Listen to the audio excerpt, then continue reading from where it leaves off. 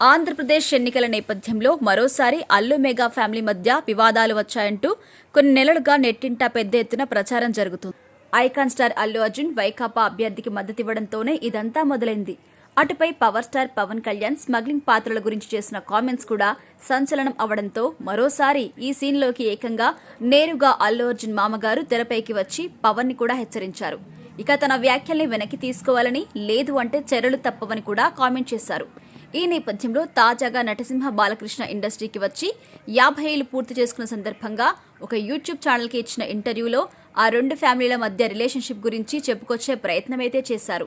Mega Allu family మధ్య ఎలాంటి విభేదాలు లేవని స్పష్టం చేశారు.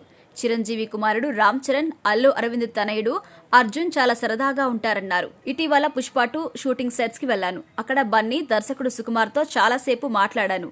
అలాగే అల్లు అరవింద్ గారి కోసమే అన్స్టాపబుల్ షో హోస్ట్ చేస్తున్నాను. తన మధ్య ఎలాంటి విభేదాలు లేవని, కాకపోతే బిజీ షెడ్యూల్ కారణంగా తరచూ కలుసుకోవడం వీలు పడలేదు అన్నారు. ఎవరి సినిమాలతో వారు బిజీగా ఉంటామని, అందుకే బయట పెద్దగా కలవమని చెప్పారు. కానీ ఏదైనా సినిమా ఈవెంట్స్ లో కలిసినప్పుడు మాత్రం అంత సరదాగా ఉంటామన్నారు.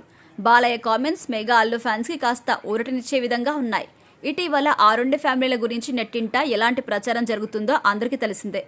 మెగా అల్లు ఫ్యాన్స్ మధ్య సోషల్ మీడియా వేదికగా ఏకంగా అసభ్య పదజాలంతో తిట్టుకునే పరిస్థితి వరకు వచ్చేసింది.